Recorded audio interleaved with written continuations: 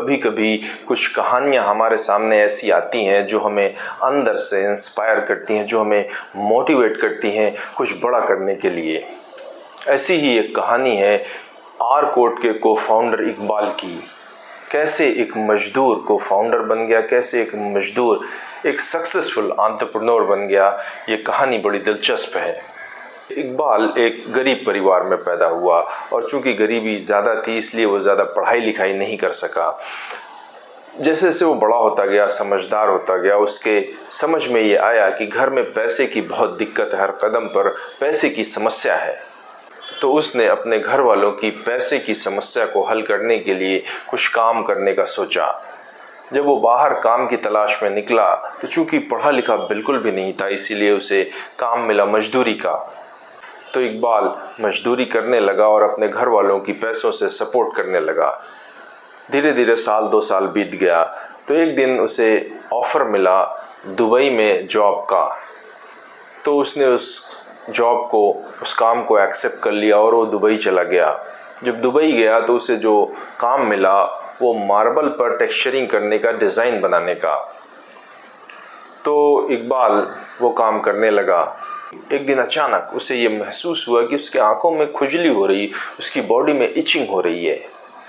जब ये समस्या उसने अपने साथियों से बताई जो उसके आसपास और कोवर्कर थे, तो उन्होंने भी अपनी प्रॉब्लम यही बताया कि उन्हें भी ये प्रॉब्लम होती है। तो इकबाल इस प्रॉब्लम की जड़ तक गए कि आखिर ये हो क्यों रहा है।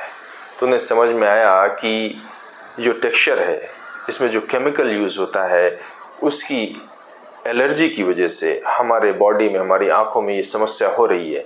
लेकिन उस वक्त इसका कोई सलूशन नहीं था, इसका कोई हल नहीं था, इसीलिए वो काम करते रहे और इस समस्या को झेलते रहे।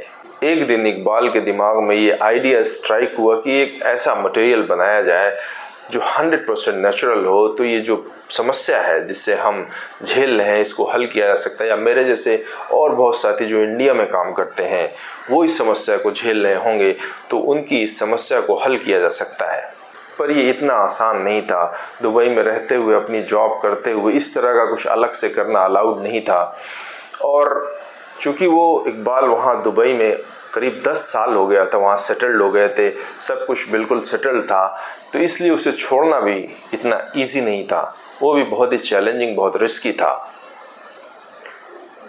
लेकिन कहते नहीं है कि जब कोई आइडिया दिमाग में आ जाता है और सेवा भाव आ जाता है कि नहीं यार, अपने लिए भी और मेरे जैसे और जितने लोग हैं उनके लिए भी कुछ करना है, तो धीरे धीरे ये आइडिया उनके दिमाग में इतना बड़ा बन गया कि एक दिन उन्होंने ये डिसीजन ले लिया, ये रिस्क ले लिया कि उन्हें इंडिया वापस जाना है और इस आइडिया पर काम करना है।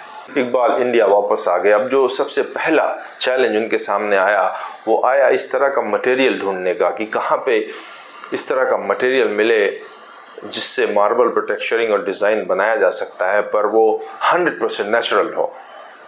अब इसकी तलाश में वो कई शहर गए और फाइनली उन्हें एक दिन ये मटेरियल मिल गया। इकबाल काफ़ी खुश हुए और वो गए, वहाँ से मटेरियल लेकर आए।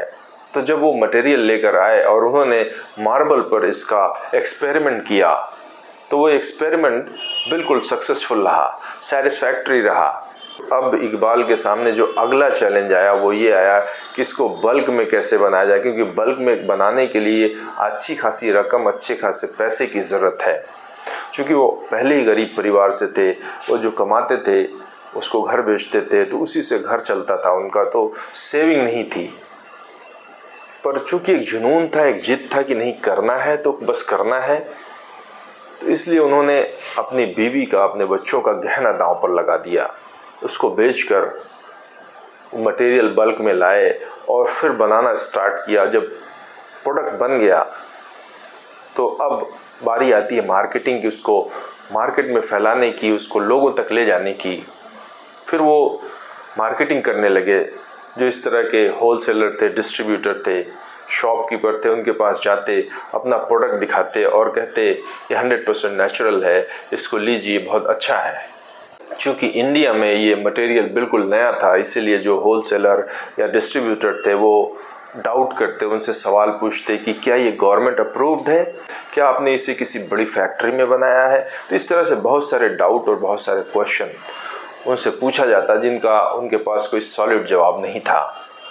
इकबाल कहते हैं कि 6-7 महीने बाद जब कोई रिजल्ट नहीं आया तो बड़े मायूस हो गए, अंदर से टूट गए।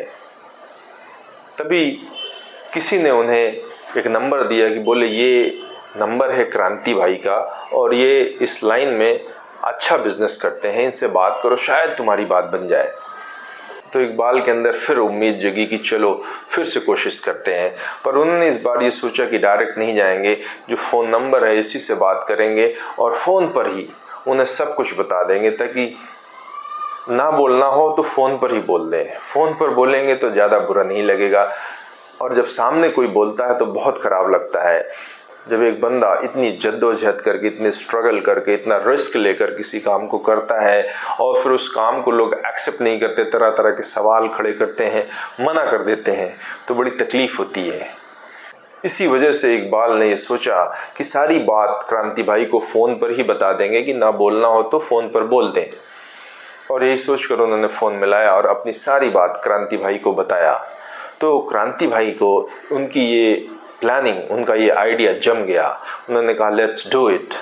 फिर दोनों लोगों ने मिलकर आरकोट कंपनी फाउंड किया, और चूँकि इकबाल का सपना था कि इस प्रोडक्ट को पूरे इंडिया में लेकर जाना है, इसलिए और फंड की तलाश में वो शार्क टैंक गए।